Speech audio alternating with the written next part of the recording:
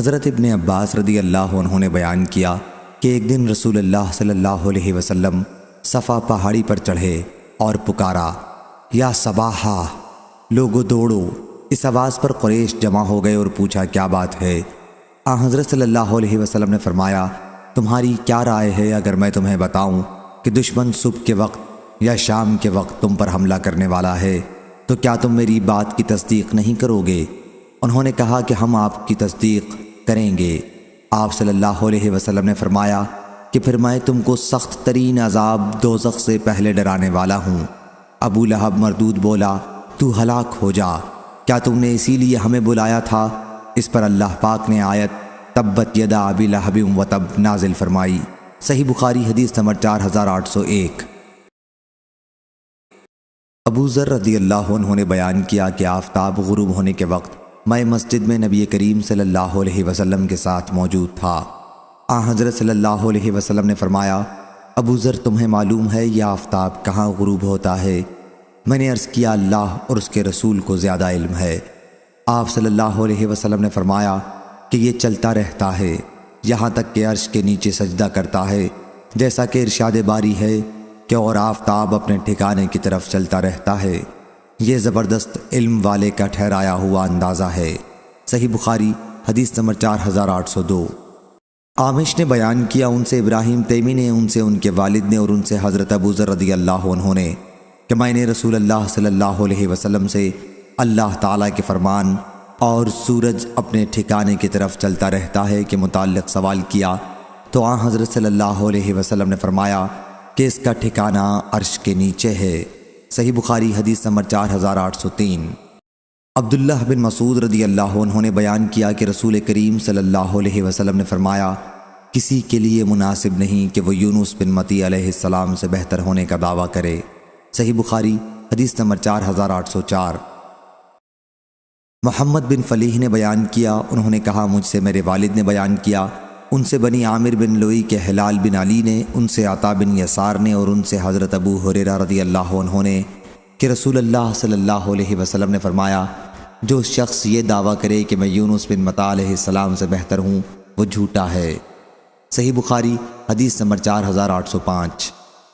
شعبہ نے بیان کیا، ان سے عوام بن حوشب نے کہ میں نے مجاہد سے سورہ صاد میں سجدے کے متعلق پوچھا، تو انہوں نے کہا کہ یہ سوال حضرت ابن عباس رضی اللہ عنہ سے بھی کیا گیا تھا، تو انہوں نے اس آیت کی تلاوت کی، یہی وہ لوگ ہیں جنہیں اللہ نے ہدایت دی تھی، پس آپ بھی انہی کی ہدایت کی اتباع کریں، اور ابن عباس رضی اللہ عنہ اس میں سجدہ کیا کرتے تھے۔ صحیح بخاری حدیث نمبر 4806۔ عوام بن حوشب نے بیان کیا کہ میں نے مجاہد سے سورہ صاد میں سجدے کے متعلق پوچھا، تو انہوں نے کہا کہ میں نے حضرت ابن عباس رضی اللہ عنہ سے پوچھا تھا کہ اس صورت میں آیت سجدہ کے لیے دلیل کیا ہے؟ انہوں نے کہا کہ کیا تم سورہ انعام میں یہ نہیں پڑھتے کہ اور ان کی نسل سے داؤد اور سلیمان ہیں، یہی وہ لوگ ہیں جنہیں اللہ تعالیٰ نے یہ ہدایت دی تھی، سو آپ بھی ان کی ہدایت کی اتباع کریں۔ داؤد علیہ السلام بھی ان میں سے تھے جن کی اتباع کا حضور صلی اللہ علیہ وسلم کو حکم تھا، چونکہ داؤد علیہ السلام کے سجدے کا اس میں ذکر ہے، اس لیے حضرت صلی اللہ علیہ وسلم نے بھی اس موقع پر سجدہ کیا۔ اعجاب کا معنی عجیب القط، قط کہتے ہیں کاغذ کے ٹکڑے، پرچے کو، یہاں نیکیوں کا پرچہ مراد ہے یا حساب کا پرچہ۔ اور مجاہد نے کہا فعزہ کے معنی یہ ہے کہ وہ شرارت و سرکشی کرنے والے ہیں۔ الملۃ الاخری سے مراد قریش کا دین ہے۔ اختلاق سے مراد جھوٹ، الاسباب آسمان کے راستے دروازے مراد ہیں۔ جند ما ہنالک الآیہ سے قریش کے لوگ مراد ہیں۔ اولئک الاحزاب سے اگلی امتیں مراد ہیں جن پر اللہ کا عذاب اترا۔ فواق کا معنی پھرنا، لوٹنا۔ اجلنا قطنا میں قط سے عذاب مراد ہے۔ اتخذناہم سخریہ، ہم نے ان کو ٹھٹھے میں گھیر لیا تھا۔ اتراب جوڑ والے۔ اور ابن عباس رضی اللہ عنہ نے کہا عید کے معنی عبادت کی قوت، الابصار اللہ کے کاموں کو غور سے دیکھنے والے، حب الخیر ان ذکر ربی میں ان من کے معنی میں ہے۔ تفق مسحا، گھوڑوں کے پاؤں اور عیال پر محبت سے ہاتھ پھیرنا شروع کیا، یا بقول بعض تلوار سے ان کو کاٹنے لگے۔ قولا وتفق مصحاب السوق والأعناق إن يسمح أعراف الخيل وأراقيبها حبالها۔ حاشیہ بخاری الاسواد کے معنی زنجیریں۔ صحیح بخاری حدیث نمبر 4807۔ حضرت ابو ہریرہ رضی اللہ عنہ نے بیان کیا کہ رسول اللہ صلی اللہ علیہ وسلم نے فرمایا، گزشتہ رات ایک سرکش جن اچانک میرے پاس آیا، یا اسی طرح کا کلمہ آپ صلی اللہ علیہ وسلم نے فرمایا، تاکہ میری نماز خراب کرے، لیکن اللہ تعالیٰ نے مجھے اس پر قدرت دے دی اور میں نے سوچا کہ اسے مسجد کے ستونوں سے باندھ دوں تاکہ صبح کے وقت تم سب لوگ بھی اسے دیکھ سکو۔ پھر مجھ کو اپنے بھائی سلیمان علیہ السلام کی دعا یاد آ گئی کہ اے میرے رب مجھے ایسی سلطنت دے کہ میرے بعد کسی کو میسر نہ ہو۔ روح نے کہا کہ حضرت صلی اللہ علیہ وسلم نے اس جن کو ذلت کے ساتھ بھگا دیا۔ صحیح بخاری حدیث نمبر 4808۔ جریر نے بیان کیا، ان سے عامش نے، ان سے ابو الضحیٰ نے، ان سے مسروق نے کہ ہم عبداللہ بن مسعود رضی اللہ عنہ کی خدمت میں حاضر ہوئے۔ انہوں نے کہا، اے لوگو، جس شخص کو کسی چیز کا علم ہو تو وہ اسے بیان کرے، اگر علم نہ ہو تو کہے کہ اللہ ہی کو زیادہ علم ہے، کیونکہ یہ بھی علم ہی ہے کہ جو چیز نہ جانتا ہو اس کے متعلق کہہ دے کہ اللہ ہی زیادہ جاننے والا ہے۔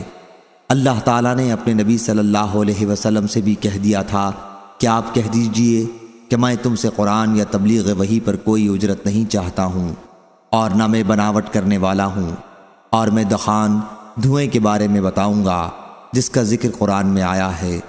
رسول اللہ صلی اللہ علیہ وسلم نے قریش کو اسلام کی دعوت دی تو انہوں نے تاخیر کی۔ حضرت صلی اللہ علیہ وسلم نے ان کے حق میں بد دعا کی، اے اللہ ان پر یوسف علیہ السلام کے زمانے کسی قحط سالی کے ذریعے میری مدد کر۔ چنانچہ قحط پڑا اور اتنا زبردست کہ ہر چیز ختم ہو گئی اور لوگ مردار اور چمڑے کھانے پر مجبور ہو گئے۔ بھوک کی شدت کی وجہ سے یہ حال تھا کہ آسمان کی طرف دھواں ہی دھواں نظر آتا۔ اس کے بارے میں اللہ تعالیٰ نے فرمایا کہ پس انتظار کرو اس دن کا جب آسمان کھلا ہوا دھواں لائے گا جو لوگوں پر چھا جائے گا، یہ دردناک عذاب ہے۔ بیان کیا کہ پھر قریش دعا کرنے لگے کہ اے ہمارے رب اس عذاب کو ہم سے ہٹا لے تو ہم ایمان لائیں گے، لیکن وہ نصیحت سننے والے کہاں؟ ان کے پاس تو رسول صاف معجزات و دلائل کے ساتھ آ چکا اور وہ اس سے منہ موڑ چکے ہیں اور کہہ چکے ہیں کہ اسے تو سکھایا جا رہا ہے، یہ مجنون ہے۔ بے شک ہم تھوڑے دنوں کے لیے ان سے عذاب ہٹا لیں گے، یقیناً تم پھر کفر ہی کی طرف لوٹ جاؤ گے۔ کیا قیامت میں بھی عذاب ہٹایا جائے گا؟ ابن مسعود رضی اللہ عنہ نے بیان کیا کہ پھر یہ عذاب تو ان سے دور کر دیا گیا، لیکن جب وہ دوبارہ کفر میں مبتلا ہو گئے تو جنگ بدر میں اللہ نے انہیں پکڑا۔ اللہ تعالیٰ کے اس ارشاد میں اسی طرف اشارہ ہے کہ جس دن ہم سخت پکڑ کریں گے بلا شبہ ہم بدلہ لینے والے ہیں۔ صحیح بخاری حدیث نمبر 4809۔ سعید بن جبیر نے خبر دی اور انہیں حضرت ابن عباس رضی اللہ عنہ نے کہ مشرکین میں بعض نے قتل کا گناہ کیا تھا اور کثرت سے کیا تھا، اسی طرح زناکاری بھی کثرت سے کرتے رہے تھے۔ پھر وہ حضرت صلی اللہ علیہ وسلم کی خدمت میں آئے اور عرض کیا کہ آپ جو کچھ کہتے ہیں اور جس کی طرف دعوت دیتے ہیں یعنی اسلام، یقیناً اچھی چیز ہے، لیکن ہمیں یہ بتائیے کہ اب تک ہم نے جو گناہ کیے ہیں وہ اسلام لانے سے معاف ہوں گے یا نہیں؟ اس پر یہ آیت نازل ہوئی، اور وہ لوگ جو اللہ کے سوا اور کسی دوسرے معبود کو نہیں پکارتے اور کسی بھی جان کو قتل نہیں کرتے جس کا قتل کرنا اللہ نے حرام کیا ہے، ہاں مگر حق کے ساتھ۔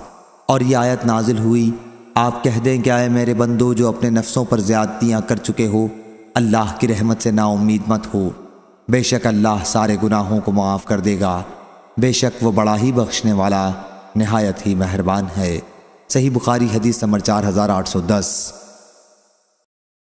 شیبان بن عبد الرحمن نے بیان کیا، ان سے منصور نے، ان سے ابراہیم نخعی نے، ان سے عبیدہ سلمانی نے اور ان سے حضرت عبداللہ بن مسعود رضی اللہ عنہ نے کہ علماء یہود میں سے ایک شخص رسول کریم صلی اللہ علیہ وسلم کے پاس آیا اور کہا کہ اے محمد صلی اللہ علیہ وسلم، ہم تورات میں پاتے ہیں کہ اللہ تعالیٰ آسمانوں کو ایک انگلی پر رکھ لے گا، اس طرح زمین کو ایک انگلی پر، درختوں کو ایک انگلی پر، پانی اور مٹی ایک انگلی پر اور تمام مخلوقات کو ایک انگلی پر، پھر فرمائے گا کہ میں ہی بادشاہ ہوں۔ حضرت صلی اللہ علیہ وسلم اس پر ہنس دیے اور آپ کے سامنے کے دانت دکھائی دینے لگے۔ آپ کا یہ ہنسنا اس یہودی عالم کی تصدیق میں تھا۔ پھر آپ نے اس آیت کی تلاوت کی، اور ان لوگوں نے اللہ کی عظمت نہ کی جیسی عظمت کرنا چاہیے تھی، اور حال یہ ہے کہ ساری زمین اس کی مٹھی میں ہوگی قیامت کے دن، اور آسمان اس کے داہنے ہاتھ میں لپٹے ہوں گے۔ وہ ان لوگوں کے شرک سے بالکل پاک اور بلندر ہے۔ صحیح بخاری حدیث نمبر 4811۔ حضرت ابو ہریرہ رضی اللہ عنہ نے بیان کیا کہ میں نے رسول کریم صلی اللہ علیہ وسلم سے سنا، آپ فرما رہے تھے کہ قیامت کے دن اللہ ساری زمین کو اپنی مٹھی میں لے گا اور آسمان کو اپنے ہاتھ میں لپیٹ لے گا، پھر فرمائے گا آج حکومت صرف میری ہے، دنیا کے بادشاہ آج کہاں ہیں؟ صحیح بخاری حدیث نمبر 4812۔ عبد الرحیم نے خبر دی، انہیں زکریا بن ابی زائد نے، انہیں عامر نے، اور ان سے حضرت ابو ہریرہ رضی اللہ عنہ نے کہ نبی کریم صلی اللہ علیہ وسلم نے فرمایا، آخری مرتبہ سور پھونکے جانے کے بعد سب سے پہلے اپنا سر اٹھانے والا میں ہوں گا، لیکن اس وقت میں حضرت موسیٰ علیہ السلام کو دیکھوں گا کہ عرش کے ساتھ لپٹے ہوئے ہیں۔ اب مجھے نہیں معلوم کہ وہ پہلے ہی اسی طرح تھے یا دوسرے سور کے بعد مجھ سے پہلے اٹھ کر عرش الہی کو تھام لیں گے۔ صحیح بخاری حدیث نمبر 4813۔ عامش نے بیان کیا، انہوں نے ابو صالح سے سنا اور انہوں نے ابو ہریرہ رضی اللہ عنہ سے سنا کہ نبی کریم صلی اللہ علیہ وسلم نے فرمایا، دونوں سوروں کے پھونکے جانے کا درمیانی عرصہ 40 ہے۔ حضرت ابو ہریرہ رضی اللہ عنہ کے شاگردوں نے پوچھا، کیا 40 دن مراد ہیں؟ انہوں نے کہا کہ مجھے معلوم نہیں۔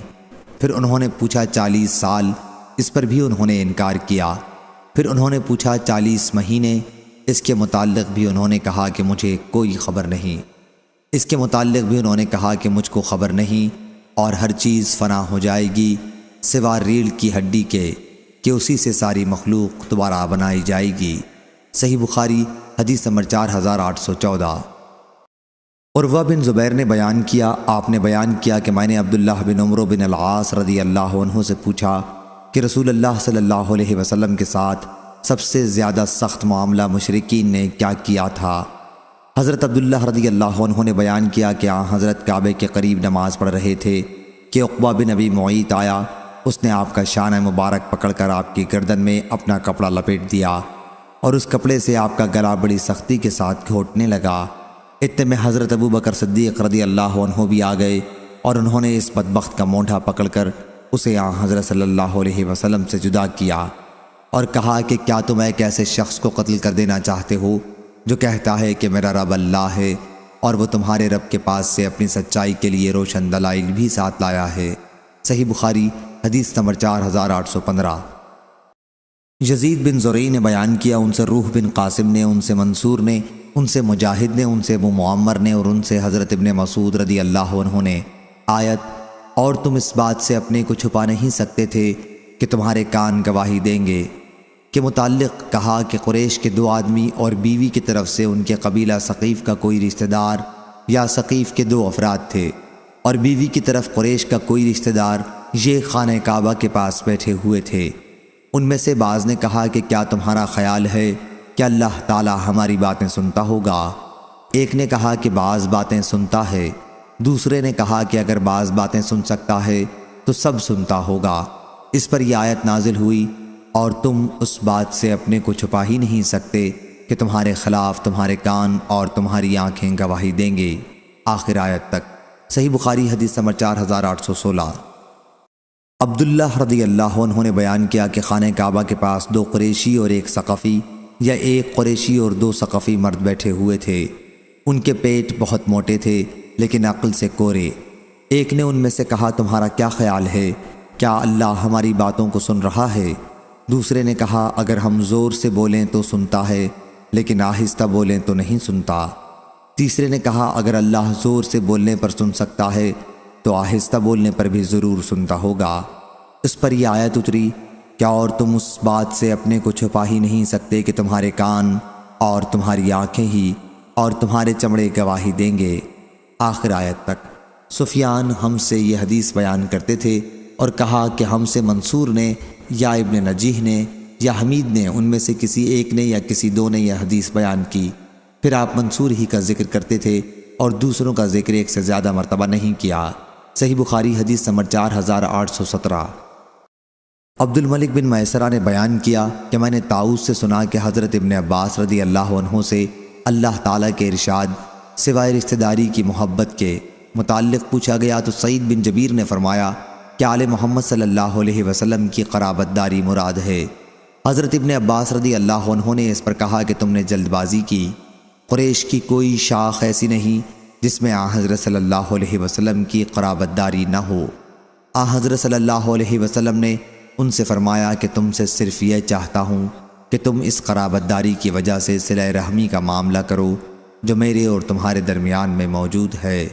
صحیح بخاری حدیث نمبر 4818۔ سفیان بن عینہ نے بیان کیا، ان سے عمرو نے، ان سے عطا نے، ان سے صفان بن یعلا نے اور ان سے ان کے والد نے کہ میں نے رسول کریم صلی اللہ علیہ وسلم کو منبر پر یہ آیت پڑھتے سنا، اور یہ لوگ پکاریں گے کہ اے مالک تمہارا پروردگار ہمارا کام ہی تمام کر دے۔ اور قتادہ نے کہا مثلاً للآخرین یعنی پچھلوں کے لیے نصیحت، دوسروں نے کہا مقرنین کا معنی قابو میں رکھنے والے۔ عرب لوگ کہتے ہیں فلانا فلانے کا مقرن ہے، یعنی اس پر اختیار رکھتا ہے، اس کو قابو میں لایا ہے۔ اکواب وہ کوزے جن میں ٹونٹی نہ ہو بلکہ منہ کھلا ہوا ہو جہاں سے آدمی چاہے پیے۔ ان کان للرحمن ولد کا معنی یہ ہے کہ اس کی کوئی اولاد نہیں ہے۔ اس صورت میں ان نافیہ ہے، عابدین سے عانفین مراد ہے، یعنی سب سے پہلے میں اس سے عار کرتا ہوں۔ اس میں دو لغت ہیں، عابد و عبد، اور حضرت عبداللہ بن مسعود رضی اللہ عنہ نے اس کو وقال الرسول یا رب پڑھا ہے۔ اول العابدین کے معنی سب سے پہلا انکار کرنے والا، یعنی اگر خدا کی اولاد ثابت کرتے ہو تو میں اس کا سب سے پہلا انکاری ہوں۔ اس صورت میں عابدین باب عبد یا عبد سے آئے گا۔ اور قتادہ نے کہا فی الکتاب کا معنی یہ ہے کہ مجموعی کتاب اور اصل کتاب یعنی لوح محفوظ میں۔ صحیح بخاری حدیث نمبر 4819۔ عبدان نے بیان کیا، ان سے ابو حمزہ نے، ان سے عامش نے، ان سے مسلم نے، ان سے مسروق نے اور ان سے عبداللہ بن مسعود رضی اللہ عنہ نے کہ قیامت کی 5 علامتیں گزر چکی ہیں، الدخان دھواں، الروم غلبہ روم، القمر چاند کا ٹکڑے ہونا، البطشہ پکڑ، اور اللزام ہلاکت اور قید۔ صحیح بخاری حدیث نمبر 4820۔ حضرت عبداللہ بن مسعود رضی اللہ عنہ نے بیان کیا کہ یہ قحط اس لیے پڑا تھا کہ قریش جب رسول اللہ صلی اللہ علیہ وسلم کی دعوت قبول کرنے کے بجائے شرک پر جمے رہے تو آپ نے ان کے لیے ایسے قحط کی بد دعا کی جیسا یوسف علیہ السلام کے زمانے میں پڑا تھا۔ چنانچہ قحط کی نوبت یہاں تک پہنچی کہ لوگ ہڈیاں تک کھانے لگے۔ لوگ آسمان کی طرف نظر اٹھاتے لیکن بھوک اور فاقے کی شدت کی وجہ سے دھوئیں کے سوا اور کچھ نظر نہ آتا۔ اسی کے متعلق اللہ تعالیٰ نے یہ آیت نازل کی، تو آپ انتظار کریں اس روز کا جب آسمان کی طرف سے نظر آنے والا دھواں پیدا ہو جو لوگوں پر چھا جائے، یہ ایک دردناک عذاب ہوگا۔ بیان کیا کہ پھر ایک صحابہ حضرت صلی اللہ علیہ وسلم کی خدمت میں حاضر ہوئے اور عرض کی، یا رسول اللہ صلی اللہ علیہ وسلم، قبیلہ مضر کے لیے بارش کی دعا کیجیے کہ وہ برباد ہو چکے ہیں۔ حضرت صلی اللہ علیہ وسلم نے فرمایا، مضر کے حق میں دعا کے لیے کہتے ہو، تم بڑے جری ہو۔ آخر حضرت صلی اللہ علیہ وسلم نے ان کے لیے دعا فرمائی اور بارش ہوئی۔ اس پر آیت انکم عائدون نازل ہوئی، یعنی اگرچہ تم نے ایمان کا وعدہ کیا ہے لیکن تم کفر کی طرف پھر لوٹ جاؤ گے۔ چنانچہ جب پھر ان میں خوشحالی ہوئی تو شرک کی طرف لوٹ گئے اور اپنے ایمان کے وعدے کو بھلا دیا، جس پر اللہ تعالیٰ نے یہ آیت نازل کی، جس روز ہم بڑی سخت پکڑ پکڑیں گے اس روز ہم پورا بدلہ لے لیں گے۔ بیان کیا اس آیت سے مراد بدر کی لڑائی ہے۔ صحیح بخاری حدیث نمبر 4821۔ مسروق نے بیان کیا کہ میں عبداللہ بن مسعود رضی اللہ عنہ کی خدمت میں حاضر ہوا۔ انہوں نے کہا کہ یہ بھی علم ہی ہے کہ تمہیں اگر کوئی بات معلوم نہیں ہے تو اس کے متعلق یوں کہہ دو کہ اللہ ہی زیادہ جاننے والا ہے۔ اللہ تعالیٰ نے اپنے نبی صلی اللہ علیہ وسلم سے فرمایا کہ آپ اپنی قوم سے کہہ دیں کہ میں تم سے کسی اجرت کا طالب نہیں ہوں اور نہ میں بناوٹی باتیں کرتا ہوں۔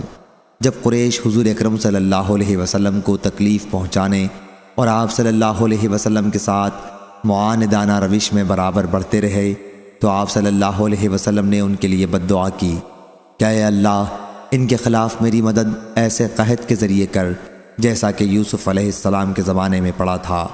چنانچہ قحط پڑا اور بھوک کی شدت کا یہ حال ہوا کہ لوگ ہڈیاں اور مردار کھانے لگ گئے۔ لوگ آسمان کی طرف دیکھتے تھے لیکن فاقے کی وجہ سے دھوئیں کے سوا اور کچھ نظر نہ آتا۔ آخر انہوں نے کہا کہ اے ہمارے پروردگار، ہم سے اس عذاب کو دور کر، ہم ضرور ایمان لے آئیں گے۔ لیکن اللہ تعالیٰ نے ان سے کہہ دیا تھا کہ اگر ہم نے یہ عذاب دور کر دیا تو پھر بھی تم اپنی پہلی حالت پر لوٹ آؤ گے۔ حضرت صلی اللہ علیہ وسلم نے ان کے حق میں دعا کی اور یہ عذاب ان سے ہٹ گیا، لیکن وہ پھر بھی کفر و شرک پر ہی جمے رہے۔ اس کا بدلہ اللہ تعالیٰ نے بدر کی لڑائی میں لیا۔ یہی واقعہ آیت یوم تاتی السماء بدخان مبین آخر تک میں بیان ہوا ہے۔ صحیح بخاری حدیث نمبر 4822۔ مسروق نے بیان کیا کہ میں عبداللہ بن مسعود رضی اللہ عنہ کی خدمت میں حاضر ہوا۔ انہوں نے فرمایا کہ جب نبی کریم صلی اللہ علیہ وسلم نے قریش کو اسلام کی دعوت دی تو انہوں نے آپ کو جھٹلایا اور آپ کے ساتھ سرکشی کی۔ حضرت صلی اللہ علیہ وسلم نے ان کے لیے بد دعا کی کہ اے اللہ، میری ان کے خلاف یوسف علیہ السلام جیسے قحط کے ذریعے مدد فرما۔ چنانچہ قحط پڑا اور ہر چیز ختم ہو گئی۔ لوگ مردار کھانے لگے۔ کوئی شخص کھڑا ہو کر آسمان کی طرف دیکھتا تو بھوک اور فاقے کی وجہ سے آسمان اور اس کے درمیان دھواں ہی دھواں نظر آتا۔ پھر آپ نے اس آیت کی تلاوت شروع کی تو آپ انتظار کریں اس روز کا جب آسمان کی طرف سے نظر آنے والا ایک دھواں پیدا ہو جو لوگوں پر چھا جائے۔ یہ ایک دردناک عذاب ہوگا۔ بے شک ہم چندے اس عذاب کو ہٹا لیں گے اور تم بھی اپنی پہلی حالت پر لوٹ آؤ گے۔ عبداللہ بن مسعود رضی اللہ عنہ نے فرمایا، کیا قیامت کے عذاب سے بھی وہ بچ سکیں گے؟ فرمایا کہ سخت پکڑ بدر کی لڑائی میں ہوئی تھی۔ صحیح بخاری حدیث نمبر 4823۔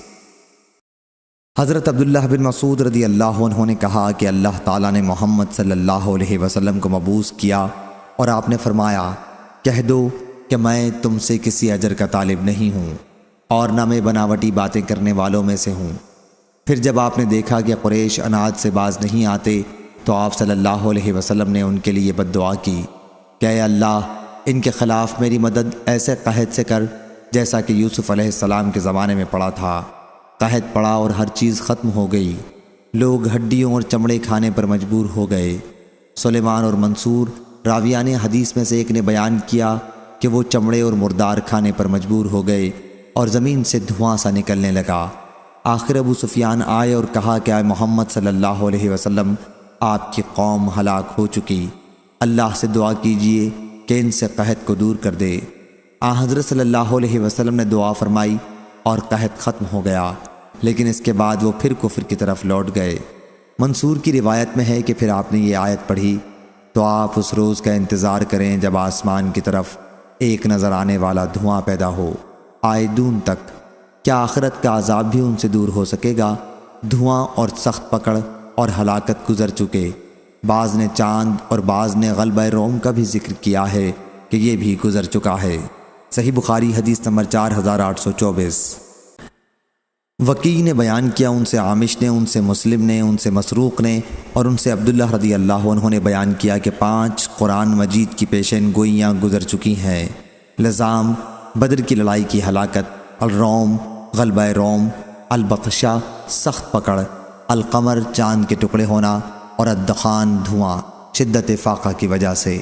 صحیح بخاری حدیث نمبر 4825۔ ابو ہریرہ رضی اللہ عنہ نے بیان کیا کہ رسول اللہ صلی اللہ علیہ وسلم نے فرمایا، اللہ تعالیٰ فرماتا ہے کہ ابن آدم مجھے تکلیف پہنچاتا ہے، وہ زمانے کو گالی دیتا ہے حالانکہ میں ہی زمانہ ہوں، میرے ہی ہاتھ میں سب کچھ ہے، میں رات اور دن کو عدلتا بدلتا رہتا ہوں۔ صحیح بخاری حدیث نمبر 4826۔ یوسف بن ماہک نے بیان کیا کہ مروان کو حضرت معاویہ رضی اللہ عنہ نے حجاز کا امیر گورنر بنایا تھا۔ اس نے ایک موقع پر خطبہ دیا اور خطبے میں یزید بن معاویہ کا بار بار ذکر کیا تاکہ اس کے والد حضرت معاویہ رضی اللہ عنہ کے بعد اس سے لوگ بیعت کریں۔ اس پر عبد الرحمن بن ابی بکر رضی اللہ عنہ نے اعتراضاً کچھ فرمایا۔ مروان نے کہا، اسے پکڑ لو۔ عبد الرحمن اپنی بہن حضرت عائشہ رضی اللہ عنہا کے گھر میں چلے گئے تو وہ لوگ پکڑ نہیں سکے۔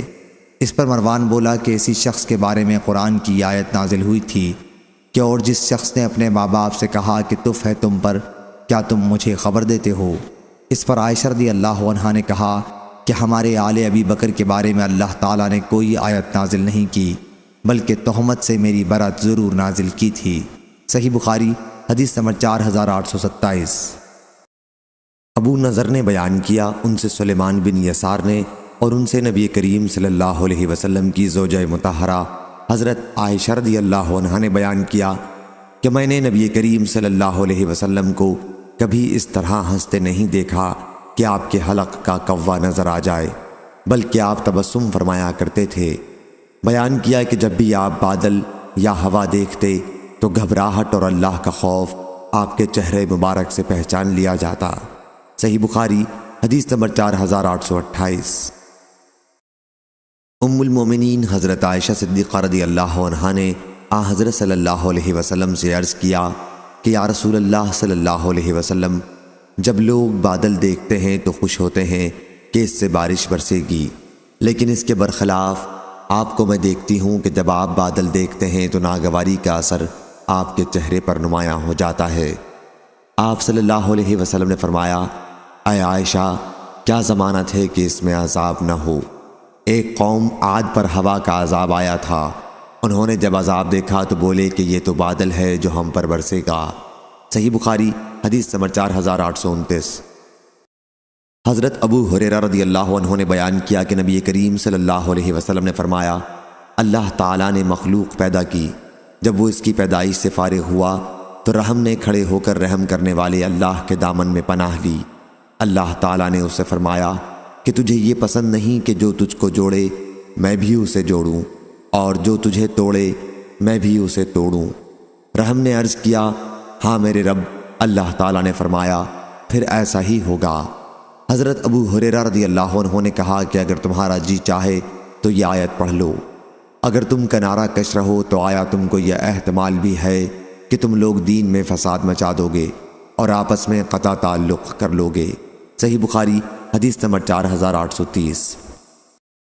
ابو الحباب سعید بن یسار نے بیان کیا اور ان سے حضرت ابو ہریرہ رضی اللہ عنہ نے سابقہ حدیث کی طرح۔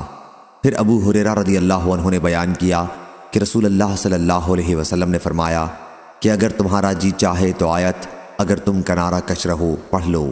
صحیح بخاری حدیث نمبر 4831۔ معاویہ بن ابی مزرد نے خبر دی سابقہ کی حدیث کی طرح، اور یہ کہ ابو ہریرہ رضی اللہ عنہ نے بیان کیا رسول اللہ صلی اللہ علیہ وسلم نے فرمایا، اگر تمہارا جی چاہے تو آیت اگر تم کنارہ کش رہو پڑھ لو۔ صحیح بخاری حدیث نمبر 4832۔ عبداللہ بن مسلمہ نے بیان کیا، ان سے امام مالک نے، ان سے زید بن اسلم نے، ان سے ان کے والد نے کہ رسول اللہ صلی اللہ علیہ وسلم ایک سفر میں جا رہے تھے۔ حضرت عمر رضی اللہ عنہ بھی آپ کے ساتھ تھے۔ رات کا وقت تھا۔ حضرت عمر بن خطاب رضی اللہ عنہ نے سوال کیا، لیکن حضور اکرم صلی اللہ علیہ وسلم نے کوئی جواب نہیں دیا۔ پھر انہوں نے سوال کیا اور اس مرتبہ بھی آپ صلی اللہ علیہ وسلم نے جواب نہیں دیا۔ تیسری مرتبہ بھی انہوں نے سوال کیا، لیکن آپ صلی اللہ علیہ وسلم نے جواب نہیں دیا۔ اس پر حضرت عمر رضی اللہ عنہ نے کہا، عمر کی ماں اسے روئے۔ حضرت صلی اللہ علیہ وسلم سے تم نے 3 مرتبہ سوال میں اصرار کیا، لیکن حضرت صلی اللہ علیہ وسلم نے تمہیں کسی مرتبہ جواب نہیں دیا۔ حضرت عمر رضی اللہ عنہ نے بیان کیا کہ پھر میں نے اپنے اونٹ کو حرکت دی اور لوگوں سے آگے بڑھ گیا۔ مجھے خوف تھا کہ کہیں میرے بارے میں قرآن مجید کی آیت نہ نازل ہو۔ ابھی تھوڑی ہی دیر ہوئی تھی کہ ایک پکارنے والے کی آواز میں نے سنی جو مجھے ہی پکار رہا تھا۔ میں نے کہا کہ مجھے تو خوف تھا ہی کہ میرے بارے میں کوئی آیت نہ نازل ہو جائے۔ میں حضرت صلی اللہ علیہ وسلم کی خدمت میں حاضر ہوا اور سلام کیا۔ حضرت صلی اللہ علیہ وسلم نے فرمایا کہ مجھ پر آج رات ایک سورت نازل ہوئی ہے جو مجھے اس ساری کائنات سے زیادہ عزیز ہے جس پر سورج طلوع ہوتا ہے۔ پھر آپ صلی اللہ علیہ وسلم نے سورہ فتح کی تلاوت فرمائی۔ صحیح بخاری حدیث نمبر 4833۔ شعبہ نے بیان کیا، انہوں نے قتادہ سے سنا اور ان سے حضرت انس رضی اللہ عنہ نے بیان کیا کہ سورہ فتح صلح حدیبیہ کے بارے میں نازل ہوئی تھی۔ صحیح بخاری حدیث نمبر 4834۔ حضرت عبداللہ ابن مغفل رضی اللہ عنہ نے بیان کیا کہ رسول اللہ صلی اللہ علیہ وسلم نے فتح مکہ کے دن سورہ فتح خوب خوش الحانی سے پڑھی۔ معاویہ بن قرہ نے کہا کہ اگر میں چاہوں کہ تمہارے سامنے حضرت صلی اللہ علیہ وسلم کی اس موقع پر طرز قرأت کی نقل کروں تو کر سکتا ہوں۔ صحیح بخاری حدیث نمبر 4835۔ زیاد نے بیان کیا اور انہوں نے مغیرہ بن شعبہ رضی اللہ عنہ سے سنا کہ رسول اللہ صلی اللہ علیہ وسلم نماز میں رات بھر کھڑے رہے یہاں تک کہ آپ کے دونوں پاؤں سوج گئے۔ آپ صلی اللہ علیہ وسلم سے عرض کیا گیا کہ اللہ تعالیٰ نے تو آپ کی اگلی پچھلی تمام خطائیں معاف کر دی ہیں۔ حضرت صلی اللہ علیہ وسلم نے فرمایا، کیا میں شکر گزار بندہ نہ بنوں؟ صحیح بخاری حدیث نمبر 4836۔ حیوہ نے خبر دی، انہیں ابو الاسود نے، انہوں نے عروہ سے سنا اور انہوں نے حضرت عائشہ رضی اللہ عنہا سے کہ نبی کریم صلی اللہ علیہ وسلم رات کی نماز میں اتنا طویل قیام کرتے کہ آپ کے قدم پھٹ جاتے۔ حضرت عائشہ رضی اللہ عنہا نے ایک مرتبہ عرض کیا کہ یا رسول اللہ صلی اللہ علیہ وسلم، آپ اتنی زیادہ مشقت کیوں اٹھاتے ہیں؟ اللہ تعالیٰ نے تو آپ کی اگلی پچھلی خطائیں معاف کر دی ہیں۔ آپ نے فرمایا، کیا پھر میں شکر گزار بندہ بننا پسند نہ کروں؟ عمر کے آخری حصے میں جب طویل قیام دشوار ہو گیا تو آپ بیٹھ کر رات کی نماز پڑھتے اور جب رکوع کا وقت آتا تو کھڑے ہو جاتے اور تقریباً 30 یا 40 آیتیں اور پڑھتے، پھر رکوع کرتے۔ صحیح بخاری حدیث نمبر 4837۔ عبدالعزیز بن ابی سلمہ رضی اللہ عنہ نے بیان کیا، ان سے ہلال بن ابی ہلال نے، ان سے عطا بن یسار نے اور ان سے عبداللہ بن عمرو بن عاص رضی اللہ عنہ نے کہ یہ آیت جو قرآن میں ہے، اے نبی بے شک ہم نے آپ کو گواہی دینے والا اور ڈرانے والا بنا کر بھیجا ہے، تو حضرت صلی اللہ علیہ وسلم کے متعلق یہی اللہ تعالیٰ نے توریت میں بھی فرمایا تھا، اے نبی بے شک ہم نے آپ کو گواہی دینے والا اور بشارت دینے والا اور ان پڑھوں عربوں کی حفاظت کرنے والا بنا کر بھیجا ہے۔ آپ میرے بندے ہیں اور میرے رسول ہیں، میں نے آپ کا نام متوکل رکھا، آپ نہ بدخو ہیں اور نہ سخت دل اور نہ بازاروں میں شور کرنے والے اور نہ وہ برائی کا بدلہ برائی سے دیں گے بلکہ معافی اور درگزر سے کام لیں گے، اور اللہ ان کی روح اس وقت تک قبض نہیں کرے گا جب تک کہ وہ کج قوم عربی کو سیدھا نہ کر لیں، یعنی جب تک وہ ان سے لا الہ الا اللہ کا اقرار نہ کرا لیں۔ پس اس کلمہ توحید کے ذریعے وہ اندھی آنکھوں کو اور بہرے کانوں کو اور پردہ پڑے ہوئے دلوں کو کھول دیں گے۔ صحیح بخاری حدیث نمبر 4838۔ حضرت براء رضی اللہ عنہ نے بیان کیا کہ نبی کریم صلی اللہ علیہ وسلم کے ایک صحابی حضرت اسید بن حضیر رضی اللہ عنہ رات میں سورہ کہف پڑھ رہے تھے۔ ان کا ایک گھوڑا جو گھر میں بندھا ہوا تھا بدکنے لگا، تو وہ صحابی نکلے، انہوں نے کوئی خاص چیز نہیں دیکھی، وہ گھوڑا پھر بھی بدک رہا تھا۔ صبح کے وقت وہ صحابی حضرت صلی اللہ علیہ وسلم کی خدمت میں حاضر ہوئے اور رات کا واقعہ بیان کیا۔ آپ نے فرمایا کہ وہ چیز جس سے گھوڑا بتکا تھا سکنیت تھی جو قرآن کی وجہ سے نازل ہوئی۔ صحیح بخاری حدیث نمبر 4839۔ حضرت جابر رضی اللہ عنہ نے بیان کیا کہ صلح حدیبیہ کے موقع پر لشکر میں ہم مسلمان 1400 تھے۔ صحیح بخاری حدیث نمبر 4840۔ قتادہ نے بیان کیا، انہوں نے عقبہ بن صہبان سے سنا اور انہوں نے عبداللہ بن مغفل مزنی رضی اللہ عنہ سے، انہوں نے کہا کہ میں درخت کے نیچے بیعت میں موجود تھا، رسول اللہ صلی اللہ علیہ وسلم نے 2 انگلیوں کے درمیان کنکری لے کر پھینکنے سے منع فرمایا۔ صحیح بخاری حدیث نمبر 4841۔ عقبہ بن صہبان سے بیان کیا کہ میں نے عبداللہ بن مغفل مزنی رضی اللہ عنہ سے غسل خانے میں پیشاب کرنے کے متعلق سنا، یعنی یہ کہ آپ نے اس سے منع فرمایا۔ صحیح بخاری حدیث نمبر 4842۔ محمد بن ولید نے بیان کیا، کہا ہم سے محمد بن جعفر نے بیان کیا، کہا ہم سے شعبہ نے بیان کیا، ان سے خالد نے، ان سے ابو قلابہ نے اور ان سے ثابت بن دحاق رضی اللہ عنہ نے، اور وہ صلح حدیبیہ کے دن درخت کے نیچے بیعت کرنے والوں میں شامل تھے۔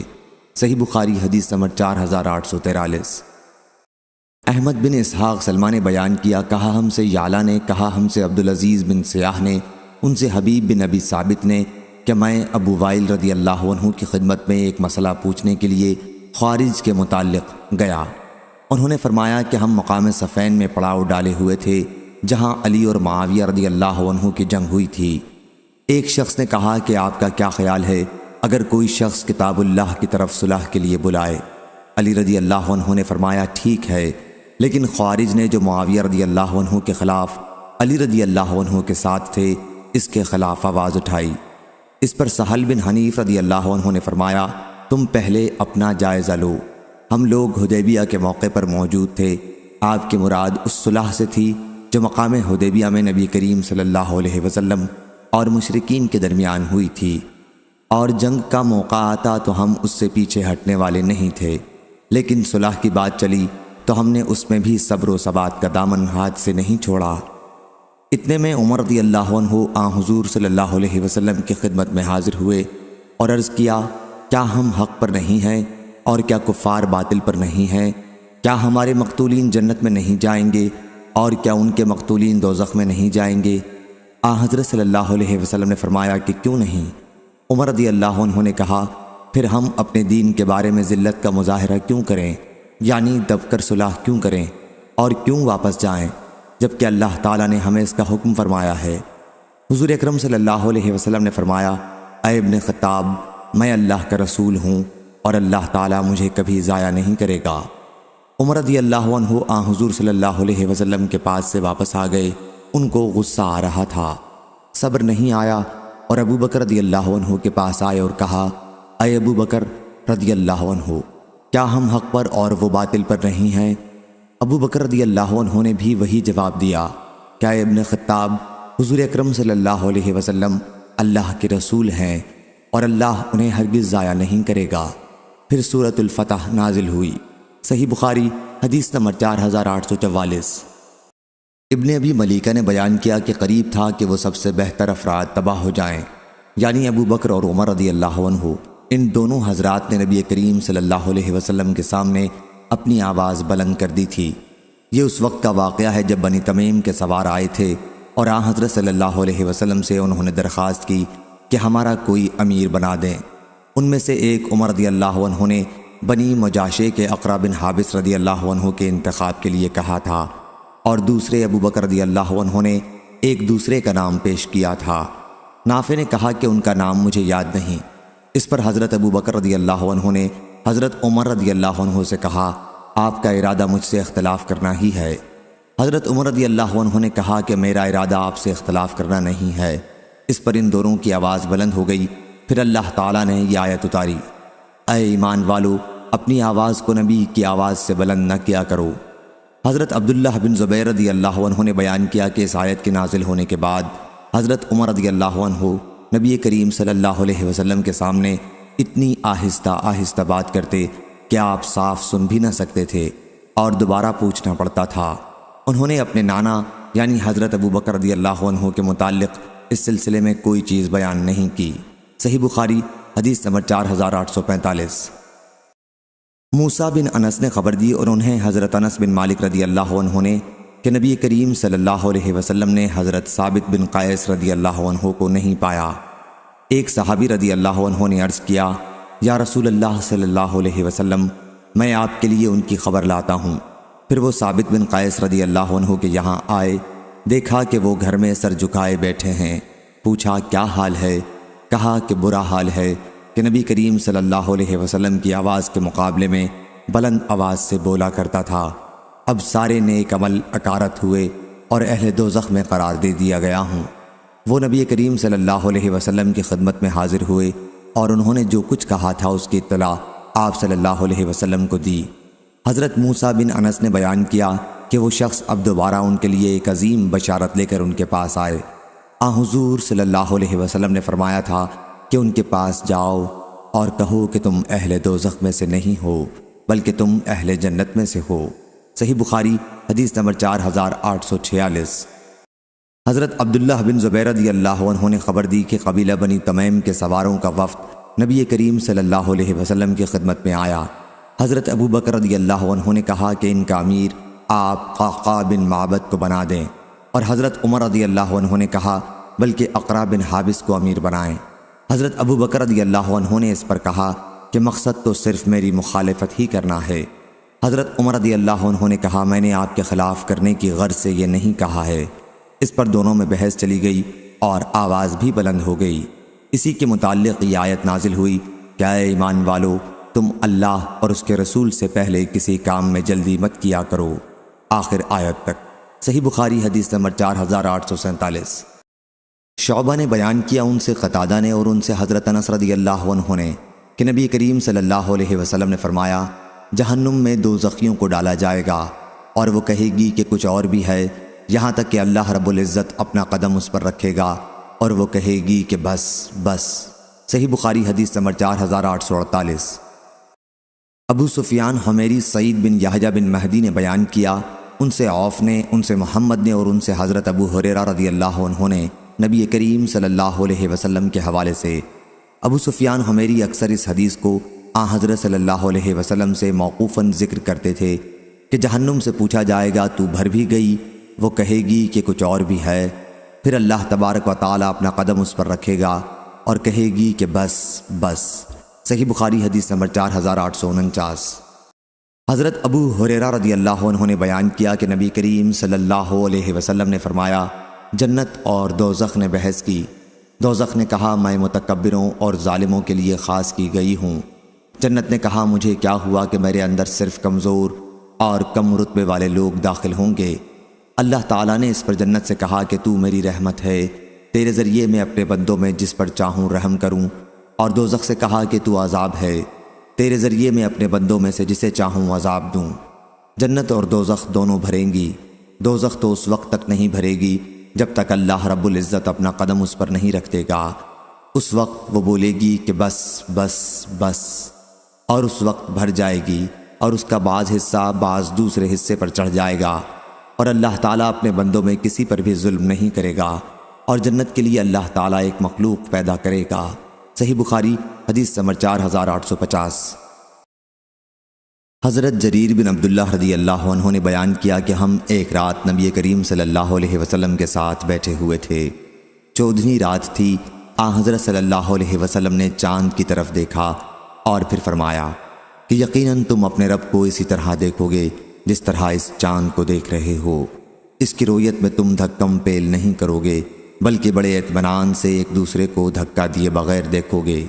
اس لیے اگر تمہارے لیے ممکن ہو تو سورج نکلنے اور ڈوبنے سے پہلے نماز نہ چھوڑو۔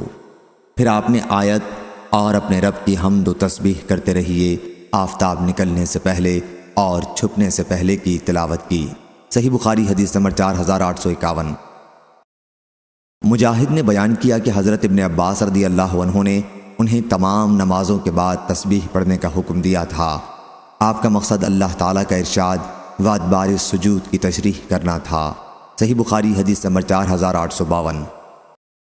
امام مالک نے خبر دی، انہیں محمد بن عبد الرحمن بن نوفل نے، انہیں عروہ نے، انہیں زینب بنت ابی سلمہ نے، اور ان سے ام المومنین حضرت ام سلمہ رضی اللہ عنہا نے بیان کیا کہ حج کے موقع پر میں نے رسول اللہ صلی اللہ علیہ وسلم سے کہا کہ میں بیمار ہوں۔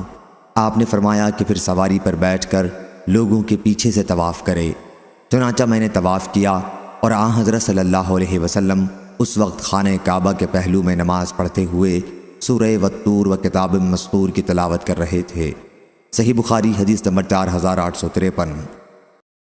حضرت جبیر بن مطعم رضی اللہ عنہ نے بیان کیا کہ میں نے نبی کریم صلی اللہ علیہ وسلم سے سنا، آپ مغرب کی نماز میں سورہ والطور پڑھ رہے تھے۔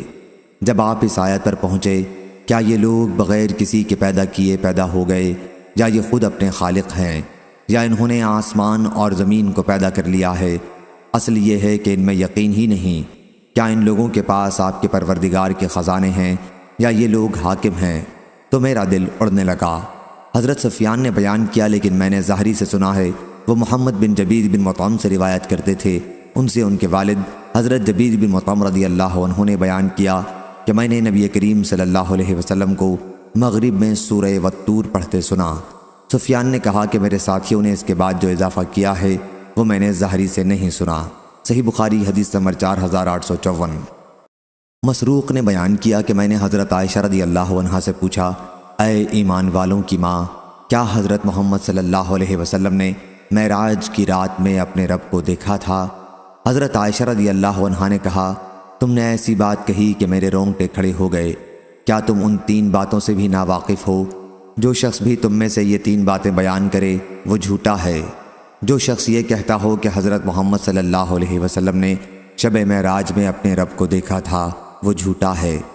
پھر انہوں نے آیت لا تدرکہ الابصار سے لے کر من وراء حجاب تک کی تلاوت کی اور کہا کہ کسی انسان کے لیے ممکن نہیں کہ اللہ سے بات کرے سوائے اس کے کہ وحی کے ذریعے ہو یا پھر پردے کے پیچھے ہو، اور جو شخص تم سے کہے کہ آن حضرت صلی اللہ علیہ وسلم آنے والے کل کی بات جانتے تھے، وہ بھی جھوٹا ہے۔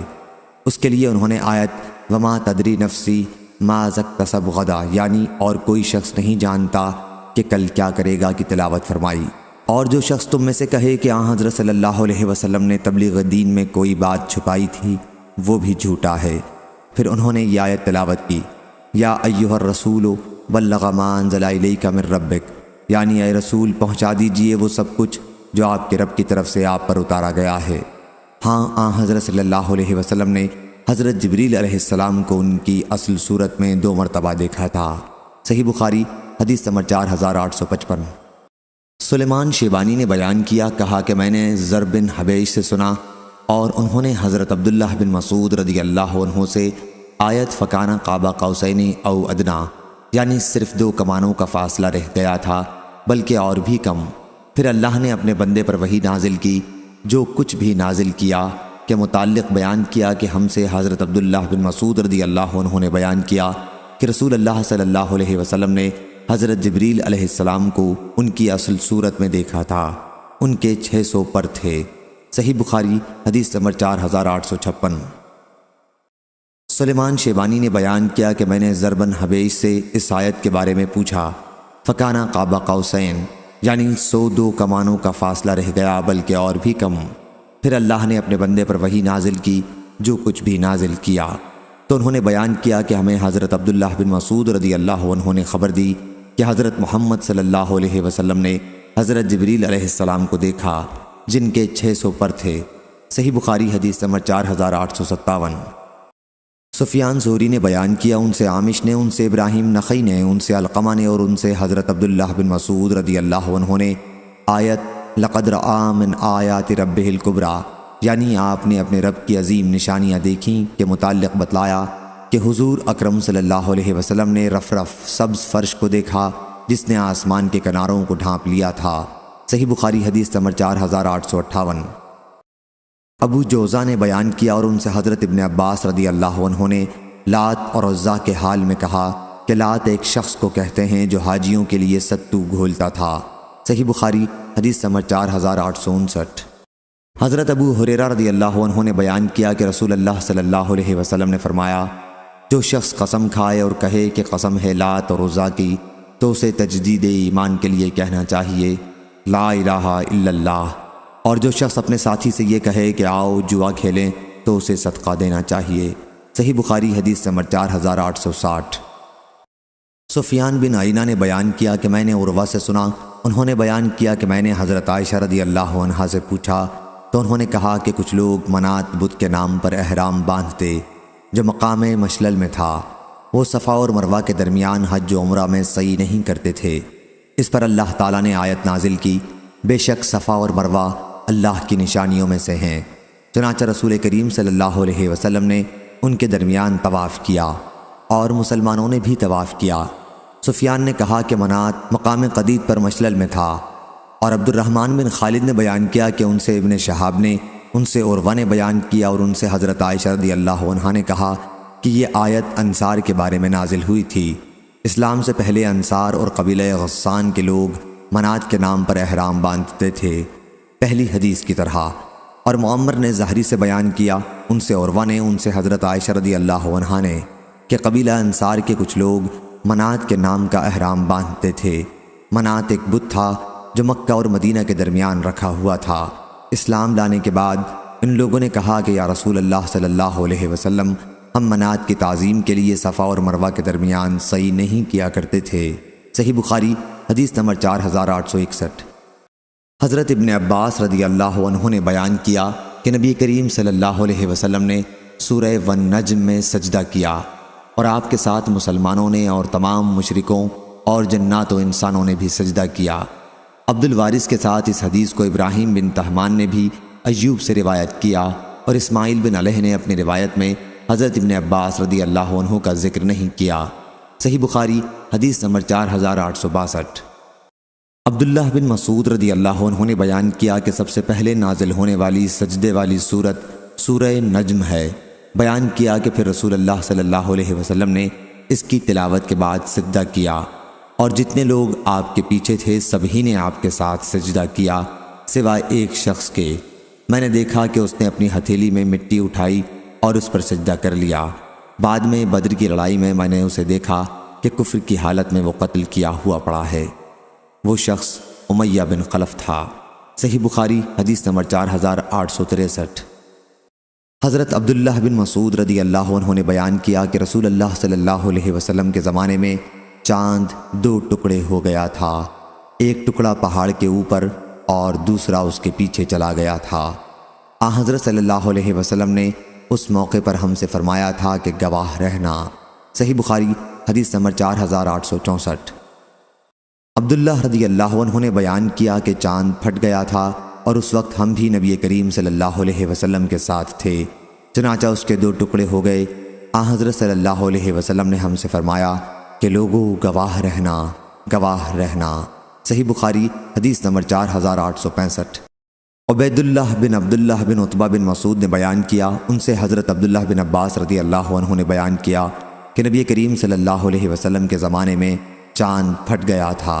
صحیح بخاری حدیث نمبر 4866۔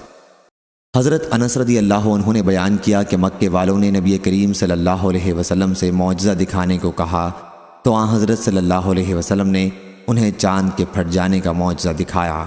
صحیح بخاری حدیث نمبر 4867۔ حضرت انس رضی اللہ عنہ نے بیان کیا کہ چاند 2 ٹکڑوں میں پھٹ گیا تھا۔ صحیح بخاری حدیث نمبر 4868۔ عبداللہ بن مسعود رضی اللہ عنہ نے بیان کیا کہ نبی کریم صلی اللہ علیہ وسلم فحل میں مدکر پڑھا کرتے تھے۔ صحیح بخاری حدیث نمبر 4869۔ سعید قطان نے بیان کیا، ان سے شعبہ نے، ان سے ابو اسحاق نے، ان سے اسود نے اور ان سے حضرت عبداللہ بن مسعود رضی اللہ عنہ نے کہ نبی کریم فحل میں مدکر پڑھا کرتے تھے، سو ہے کوئی نصیحت کرنے والا۔ صحیح بخاری حدیث نمبر 4870۔ زہیر نے بیان کیا، ان سے ابو اسحاق نے، انہوں نے ایک شخص کو اسود سے پوچھتے سنا کہ سورہ قمر میں آیت فحل میں مدکر ہے یا مذکر؟ انہوں نے کہا کہ میں نے حضرت ابن مسعود رضی اللہ عنہ سے سنا، وہ فحل میں مدکر پڑھا کرتے تھے۔ انہوں نے کہا کہ میں نے نبی کریم صلی اللہ علیہ وسلم کو بھی فحل میں مدکر پڑھتے سنا ہے، دال محملہ سے۔ صحیح بخاری حدیث نمبر 4871۔ عثمان نے خبر دی، انہیں شعبہ نے، انہیں ابو اسحاق نے، انہیں اسود نے اور انہیں حضرت ابن مسعود رضی اللہ عنہ نے کہ نبی کریم صلی اللہ علیہ وسلم نے فحل میں مدکر پڑھا، الآیت دال محملہ سے۔ صحیح بخاری حدیث نمبر 4872۔ شعبہ نے بیان کیا، ان سے ابو اسحاق نے، ان سے اسود نے اور ان سے حضرت عبداللہ بن مسعود رضی اللہ عنہ نے کہ رسول اللہ صلی اللہ علیہ وسلم فحل میں مدکر دال محملہ سے پڑھا تھا۔ صحیح بخاری حدیث نمبر 4873۔ وکی نے بیان کیا، ان سے اسرائیل نے، ان سے ابو اسحاق نے، ان سے اسود بن یزید نے اور ان سے حضرت عبداللہ بن مسعود رضی اللہ عنہ نے کہ میں نے نبی کریم صلی اللہ علیہ وسلم کے سامنے فحل میں مذکر پڑھا تو آپ نے فرمایا کہ فحل میں مدکر یعنی دال محملہ سے پڑھو۔ صحیح بخاری حدیث نمبر 4874۔ خالد حذا نے بیان کیا، ان سے اکرمہ نے اور ان سے ابن عباس رضی اللہ عنہ نے دوسری سند اور مجھ سے محمد بن یحییٰ زہلی نے بیان کیا، کہا ہم سے عفان بن مسلم نے بیان کیا، ان سے وہیب نے کہا ہم سے خالد حذا نے بیان کیا، ان سے اکرمہ نے اور ان سے ابن عباس رضی اللہ عنہ نے کہ رسول اللہ صلی اللہ علیہ وسلم جب کہ آپ بدر کی لڑائی کے ایک دن ایک خیمے میں تھے اور یہ دعا کر رہے تھے کہ اے اللہ میں تجھے تیرا عہد اور وعدہ نصرت یاد دلاتا ہوں، اے اللہ تیری مرضی ہے، اگر تو چاہے ان تھوڑے سے مسلمانوں کو بھی ہلاک کر دے، پھر آج کے بعد تیری عبادت باقی نہیں رہے گی۔ پھر حضرت ابو بکر رضی اللہ عنہ نے حضرت صلی اللہ علیہ وسلم کا ہاتھ پکڑ لیا اور عرض کیا، بس یا رسول اللہ صلی اللہ علیہ وسلم، آپ نے اپنے رب سے بہت ہی الحاح و زاری سے دعا کر لی ہے۔ اس وقت حضور صلی اللہ علیہ وسلم زرہ پہنے ہوئے چل پھر رہے تھے اور آپ خیمے سے نکلے تو زبان مبارک پر یہ آیت تھی، سو ان قریب کافروں کی جماعت شکست کھائے گی اور یہ سب پیٹ پھیر کر بھاگیں گے۔ صحیح بخاری حدیث نمبر 4875۔ یوسف بن ماہک نے خبر دی، انہوں نے بیان کیا کہ میں حضرت عائشہ ام المومنین رضی اللہ عنہا کی خدمت میں حاضر تھا۔ آپ نے فرمایا کہ جس وقت آیت لیکن ان کا اصل وعدہ تو قیامت کے دن کا ہے اور قیامت بڑی سخت اور تلخ چیز ہے۔ حضرت محمد صلی اللہ علیہ وسلم پر مکے میں نازل ہوئی تو میں بچی تھی اور کھیلا کرتی تھی۔ صحیح بخاری حدیث نمبر 4876۔ خالد بن مہران حضا نے بیان کیا، ان سے اکرمہ رضی اللہ عنہ نے اور ان سے حضرت ابن عباس رضی اللہ عنہ نے کہ رسول اللہ صلی اللہ علیہ وسلم جب کہ آپ بدر کی لڑائی کے موقع پر میدان میں ایک خیمے میں یہ دعا کر رہے تھے کہ اے اللہ، میں تجھے تیرا عہد اور وعدہ نصرت یاد دلاتا ہوں۔ اے اللہ، اگر تو چاہے کہ مسلمانوں کو فنا کر دے تو آج کے بعد پھر کبھی تیری عبادت نہیں کی جائے گی۔ اور اس پر حضرت ابو بکر رضی اللہ عنہ نے حضرت صلی اللہ علیہ وسلم کا ہاتھ پکڑ کر عرض کیا، بس یا رسول اللہ صلی اللہ علیہ وسلم، آپ اپنے رب سے خوب الحاؤزاری کے ساتھ دعا کر چکے ہیں۔ حضرت صلی اللہ علیہ وسلم اس وقت زرہ پہنے ہوئے تھے۔ آپ باہر تشریف لائے تو آپ کی زبان مبارک پر یہ آیت تھی، سَيُهْزَمُ الْجَمْعُ وَيُوَلُّونَ الدُّبُرَ بَلِ السَّاعَةُ مَوْعِدُهُمْ وَالسَّاعَةُ أَدْهَىٰ وَأَمَّرُ، یعنی ان قریب کافروں کی یہ جماعت ہار جائے گی اور یہ سب پیٹھ پھیر کر بھاگیں گے، لیکن ان کا اصل وعدہ تو قیامت کے دن کا ہے، اور قیامت بڑی سخت اور بہت ہی کڑوی چیز ہے۔ صحیح بخاری حدیث نمبر 4877۔ ابو عمران جونی نے بیان کیا، ان سے ابو بکر بن عبداللہ بن قیس نے اور ان سے ان کے والد عبداللہ بن قیس ابو موسیٰ اشعری رضی اللہ عنہ نے کہ رسول اللہ صلی اللہ علیہ وسلم نے فرمایا، جنت میں 2 باغ ہوں گے جن کے برتن اور تمام دوسری چیزیں چاندی کی ہوں گی، اور 2 دوسرے باغ ہوں گے جن کے برتن اور تمام دوسری چیزیں سونے کے ہوں گے، اور جنت عدن سے جنتیوں کے اپنے رب کے دیدار میں کوئی چیز سوائے کبریائی کی چادر کے جو اس کے منہ پر ہوگی حائل نہ ہوگی۔ صحیح بخاری حدیث نمبر 4878۔ ابو عمران جونی نے بیان کیا، ان سے ابو بکر بن عبداللہ بن قیس نے اور ان سے ان کے والد نے کہ رسول اللہ صلی اللہ علیہ وسلم نے فرمایا، جنت میں کھوکھلے موتی کا خیمہ ہوگا، اس کی چوڑائی 60 میل ہوگی، اور اس کے ہر کنارے پر مسلمان کی ایک بیوی ہوگی، ایک کنارے والی دوسرے کنارے والی کو نہ دیکھ سکے گی، اور مومن ان کے پاس باری باری جائیں گے۔ صحیح بخاری حدیث نمبر 4879۔ اور 2 باغ ہوں گے جن کے برتن اور تمام دوسری چیزیں چاندی کی ہوں گی، اور ایسے بھی 2 باغ ہوں گے جن کے برتن اور تمام دوسری چیزیں سونے کی ہوں گی۔ جنت عدن والوں کو اللہ کے دیدار میں صرف ایک جلال کی چادر حائل ہوگی جو اس کے مبارک منہ پر پڑی ہوگی۔ صحیح بخاری حدیث نمبر 4880۔ حضرت ابو ہریرہ رضی اللہ عنہ نے بیان کیا، وہ کہتے تھے کہ انہوں نے رسول اللہ صلی اللہ علیہ وسلم سے سنا تھا کہ حضرت صلی اللہ علیہ وسلم نے فرمایا، جنت میں ایک درخت طویل ہوگا، اتنا بڑا کہ سوار اس کے سائے میں 100 سال تک چلے گا اور پھر بھی اس کا سایہ ختم نہ ہوگا۔ اگر تمہارا جی چاہے تو آیت وَظِلٍّ مَّمْدُودٍ کی قرأت کر لو۔ صحیح بخاری حدیث نمبر 4881۔ سعید بن جبیر نے بیان کیا کہ میں نے حضرت عبداللہ بن عباس رضی اللہ عنہ سے سورہ توبہ کے متعلق پوچھا تو انہوں نے کہا، یہ سورہ توبہ کی ہے یا فضیحت کرنے والی ہے؟ اس صورت میں برابر یہی اترتا رہا، بعض لوگ ایسے ہیں اور بعض لوگ ایسے ہیں، یہاں تک کہ لوگوں کو گمان ہوا یہ صورت کسی کا کچھ بھی نہیں چھوڑے گی بلکہ سب کے بھید کھول دے گی۔ بیان کیا کہ میں نے سورۃ الانفال کے متعلق پوچھا تو فرمایا کہ یہ جنگ بدر کے بارے میں نازل ہوئی تھی۔ بیان کیا کہ میں نے سورہ حشر کے متعلق پوچھا تو فرمایا کہ قبیلہ بنو نذیر کے یہود کے بارے میں نازل ہوئی تھی۔ صحیح بخاری حدیث نمبر 4882۔ سعید بن جبیر نے بیان کیا کہ میں نے حضرت ابن عباس رضی اللہ عنہ سے سورۃ حشر کے متعلق پوچھا تو انہوں نے کہا بلکہ اسے سورہ نذیر کہو۔ صحیح بخاری حدیث نمبر 4883۔ عبداللہ بن عمر رضی اللہ عنہ نے بیان کیا کہ رسول اللہ صلی اللہ علیہ وسلم نے بنو نذیر کے کھجوروں کے درخت جلا دیے تھے اور انہیں کاٹ ڈالا تھا۔ یہ درخت مقام بویرہ میں تھے۔ پھر اس کے متعلق اللہ تعالیٰ نے آیت نازل کی کہ جو کھجوروں کے درخت تم نے کاٹے یا انہیں ان کی جڑوں پر قائم رہنے دیا سو یہ دونوں اللہ ہی کے حکم کے موافق ہیں، اور تاکہ نافرمانوں کو ذلیل کرے۔ صحیح بخاری حدیث نمبر 4884۔ عمرو بن دینار نے بیان کیا، ان سے ظاہری نے، ان سے مالک بن اوس بن حدثان نے اور ان سے حضرت عمر رضی اللہ عنہ نے بیان کیا کہ بنی نذیر کے اموال کو اللہ تعالیٰ نے رسول اللہ صلی اللہ علیہ وسلم کو بغیر لڑائی کے دیا تھا۔ مسلمانوں نے اس کے لیے گھوڑے اور اونٹ نہیں دوڑائے۔ ان اموال کا خرچ کرنا خاص طور سے رسول اللہ صلی اللہ علیہ وسلم کے ہاتھ میں تھا، چنانچہ آپ اس میں سے ازواج مطہرات کا سالانہ خرچ دیتے تھے، اور جو باقی بچتا تھا اس سے سامان جنگ اور گھوڑوں کے لیے خرچ کرتے تھے، تاکہ اللہ رب العزت کے راستے میں جہاد کے موقع پر کام آئے۔ صحیح بخاری حدیث نمبر 4885۔ عبداللہ بن مسعود رضی اللہ عنہ نے بیان کیا کہ اللہ تعالیٰ نے گودوانے والیوں اور گودنے والیوں پر لعنت بھیجی ہے، چہرے کے بال اکھاڑنے والیوں اور حسن کے لیے آگے کے دانتوں میں کشادگی کرنے والیوں پر لعنت بھیجی ہے کہ یہ اللہ کی پیدا کی ہوئی صورت میں تبدیلی کرتی ہیں۔ عبداللہ بن مسعود رضی اللہ عنہ کا یہ کلام قبیلہ بنی اسد کی ایک عورت کو معلوم ہوا جو ام یعقوب کے نام سے معروف تھی۔ وہ آئی اور کہا کہ مجھے معلوم ہوا ہے کہ آپ نے اس طرح کی عورتوں پر لعنت بھیجی ہے۔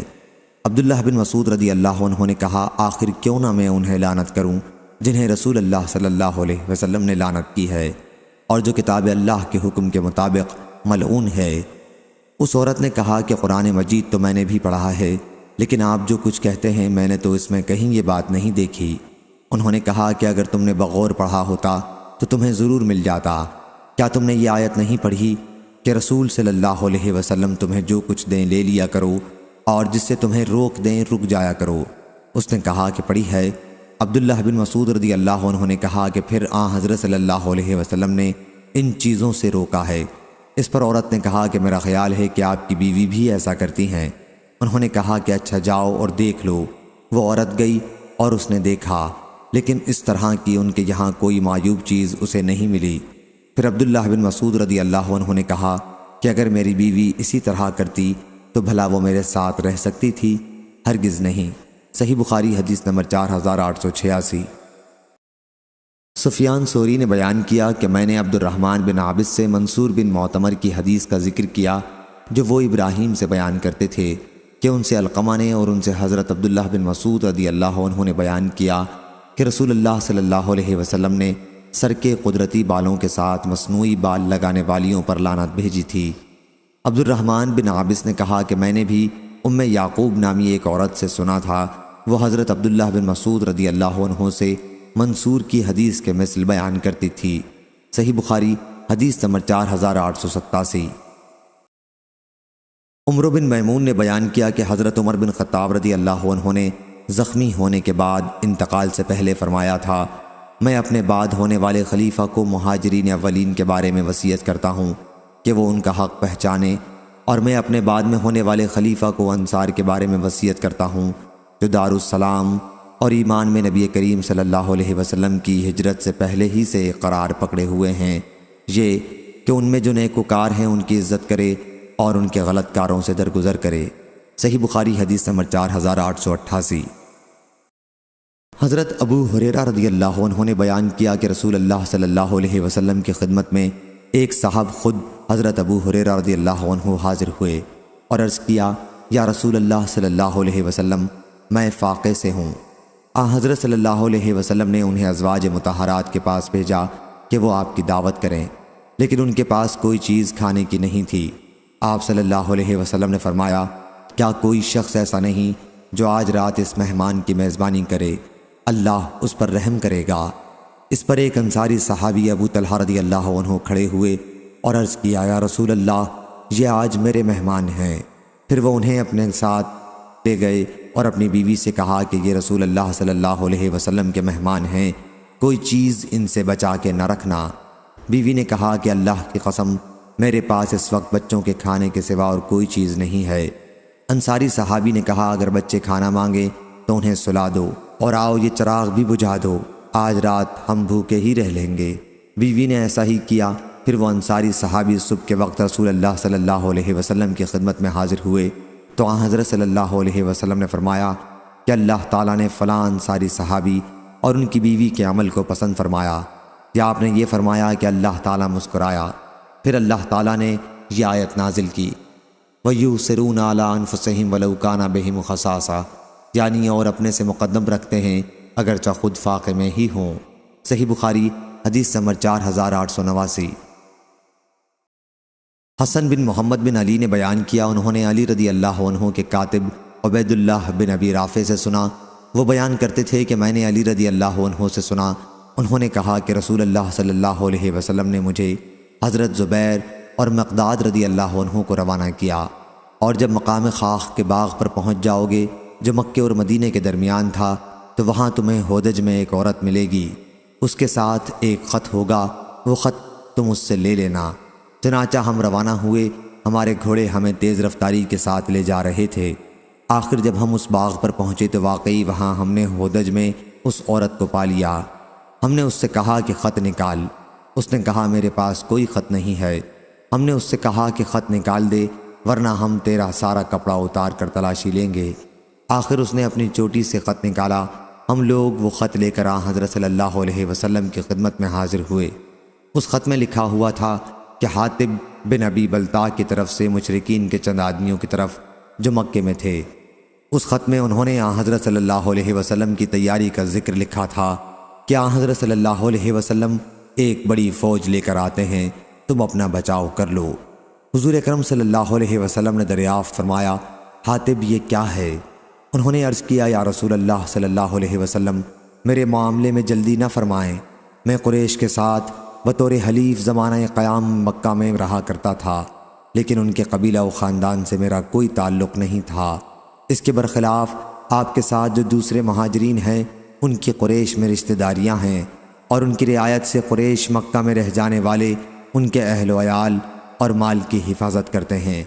میں نے چاہا کہ جبکہ ان سے میرا کوئی نسبی تعلق نہیں ہے تو اس موقع پر ان پر ایک احسان کر دوں، اور اس کی وجہ سے وہ میرے رشتہ داروں کی مکے میں حفاظت کریں۔ یا رسول اللہ صلی اللہ علیہ وسلم میں نے یہ عمل کفر یا اپنے دین سے پھر جانے کی وجہ سے نہیں کیا ہے۔ حضرت صلی اللہ علیہ وسلم نے فرمایا، یقیناً انہوں نے تم سے سچی بات کہہ دی ہے۔ عمر رضی اللہ عنہ بولے کہ یا رسول اللہ صلی اللہ علیہ وسلم مجھے اجازت دیں میں اس کی گردن مار دوں۔ آپ صلی اللہ علیہ وسلم نے فرمایا، یہ بدر کی جنگ میں ہمارے ساتھ موجود تھے، تمہیں کیا معلوم؟ اللہ تعالیٰ بدر والوں کے تمام حالات سے واقف تھا، اور اس کے باوجود ان کے متعلق فرما دیا کہ جو جی چاہے کرو، اور اس کے باوجود ان کے متعلق فرما دیا کہ جو جی چاہے کرو کہ میں نے تمہیں معاف کر دیا۔ عمرو بن دینار نے کہا کہ حاطب بن ابی بلتع رضی اللہ عنہ ہی کے بارے میں یہ آیت نازل ہوئی تھی، یا ایھا الذین آمنوا لا تتخذوا عدوی وعدوکم اولیاء، اے ایمان والو تم میرے دشمن اور اپنے دشمن کو دوست نہ بنا لینا۔ سفیان بن عیینہ نے کہا کہ مجھے اس کا علم نہیں کہ اس آیت کا ذکر حدیث میں داخل ہے یا یہ عمرو بن دینار کا قول ہے۔ ہم سے علی بن عبداللہ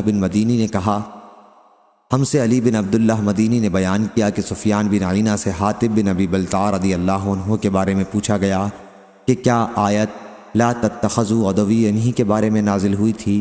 سفیان نے کہا کہ لوگوں کی روایت میں تو یوں ہی ہے، لیکن میں نے عمرو سے جو حدیث یاد کی اس میں سے ایک حرف بھی میں نے نہیں چھوڑا، اور میں نہیں سمجھتا کہ میرے سوا اور کسی نے اس حدیث کو عمرو سے خوب یاد رکھا ہو۔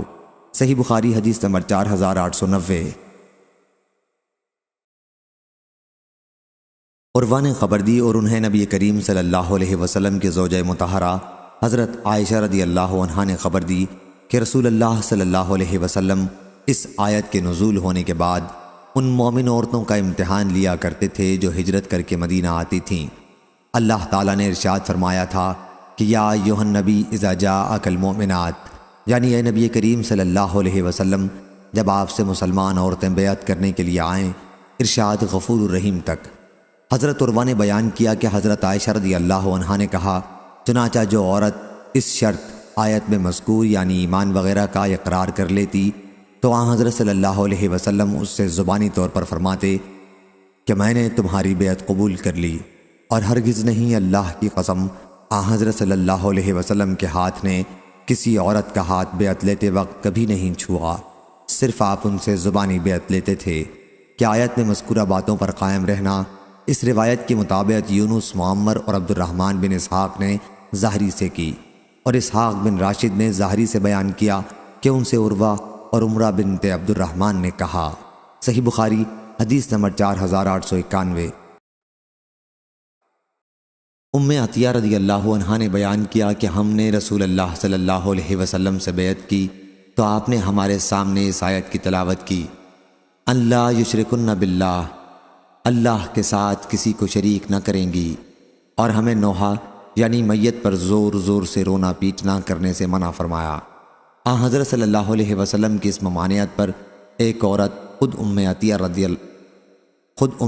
رحمۃ اللہ علیہم نے اپنا ہاتھ کھینچ لیا اور عرض کیا کہ فلاں عورت نے نوحے میں میری مدد کی تھی، میں چاہتی ہوں کہ اس کا بدلہ چکاؤں۔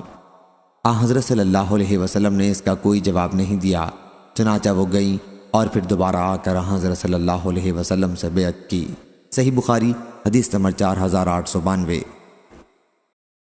وہب بن جریر نے بیان کیا، کہا کہ ہم سے میرے والد نے بیان کیا، انہوں نے بیان کیا کہ میں نے زبیر سے سنا، انہوں نے اکرمہ سے، اور انہوں نے حضرت ابن عباس رضی اللہ عنہ سے اللہ تعالیٰ کے ارشاد وَلَا يَعْصِينَكَ فِي مَعْرُوفٍ یعنی اور بھلی باتوں اور اچھے کاموں میں آپ کی نافرمانی نہ کریں گی کے بارے میں انہوں نے کہا کہ یہ بھی ایک شرط تھی جسے اللہ تعالیٰ نے حضرت صلی اللہ علیہ وسلم سے بیعت کے وقت عورتوں کے لیے ضروری قرار دیا تھا۔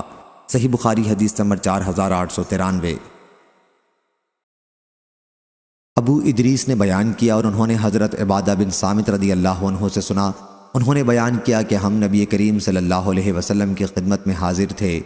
حضرت صلی اللہ علیہ وسلم نے فرمایا کہ تم مجھ سے اس بات پر بیعت کرو گے کہ اللہ تعالیٰ کے ساتھ شریک نہ ٹھہراؤ گے، اور نہ زنا کرو گے، اور نہ چوری کرو گے۔ آپ نے سورہ نساء کی آیتیں پڑھیں۔ سفیان نے اس حدیث میں اکثر یوں کہا کہ آپ نے یہ آیت پڑھی، پھر تم میں سے جو شخص اس شرط کو پورا کرے گا تو اس کا اجر اللہ پر ہے، اور جو کوئی ان میں سے کسی شرط کے خلاف ورزی کر بیٹھا اور اس پر اسے سزا بھی مل گئی تو سزا اس کے لیے کفارہ بن جائے گی۔ لیکن کسی نے اپنے کسی عہد کے خلاف کیا اور اللہ نے اسے چھپا لیا تو وہ اللہ کے حوالے ہے، اللہ چاہے تو اسے اس پر عذاب دے اور اگر چاہے معاف کر دے۔ سفیان کے ساتھ اس حدیث کو عبد الرزاق نے بھی معمر سے روایت کیا، انہوں نے ظاہری سے اور یوں ہی کہا، آیت پڑھی۔ صحیح بخاری حدیث نمبر 4894۔ ابن عباس رضی اللہ عنہ نے بیان کیا کہ میں نے رسول اللہ صلی اللہ علیہ وسلم اور ابو بکر اور عمر اور عثمان رضی اللہ عنہم کے ساتھ عید الفطر کی نماز پڑھی ہے۔ ان تمام بزرگوں نے نماز خطبے سے پہلے پڑھی تھی اور خطبہ بعد میں دیا تھا۔ ایک مرتبہ خطبے سے فارغ ہونے کے بعد نبی کریم صلی اللہ علیہ وسلم اترے، گویا اب بھی میں حضرت صلی اللہ علیہ وسلم کو دیکھ رہا ہوں جب آپ لوگوں کو اپنے ہاتھ کے اشارے سے بٹھا رہے تھے۔ پھر آپ صف چیرتے ہوئے آگے بڑھے اور عورتوں کے پاس تشریف لائے۔ بلال رضی اللہ عنہ آپ کے ساتھ تھے۔ پھر آپ نے یہ آیت تلاوت کی، یا ایھا النبی اذا جاءک المؤمنات، یعنی اے نبی جب مومن عورتیں آپ کے پاس آئیں کیا آپ سے ان باتوں پر بیعت کریں کہ اللہ کے ساتھ نہ کسی کو شریک کریں گی، اور نہ چوری کریں گی، اور نہ بدکاری کریں گی، اور نہ اپنے بچوں کو قتل کریں گی، اور نہ بہتان لگائیں گی جسے اپنے ہاتھ اور پاؤں کے درمیان گھڑ لیں۔ آپ نے پوری آیت آخر تک پڑھی۔ جب آپ آیت پڑھ چکے تو فرمایا، تم ان شرائط پر قائم رہنے کا وعدہ کرتی ہو؟ ان میں سے ایک عورت نے جواب دیا، ہاں یا رسول اللہ صلی اللہ علیہ وسلم۔ ان کے سوا اور کسی عورت نے شرم کی وجہ سے کوئی بات نہیں کہی۔ حسن کو اس عورت کا نام معلوم نہیں تھا۔ بیان کیا کہ پھر عورتوں نے صدقہ دینا شروع کیا اور بلال رضی اللہ عنہ نے اپنا کپڑا پھیلا لیا۔ عورتیں بلال رضی اللہ عنہ کے کپڑے میں چھلے اور انگوٹھیاں ڈالنے لگیں۔ صحیح بخاری حدیث نمبر 4895۔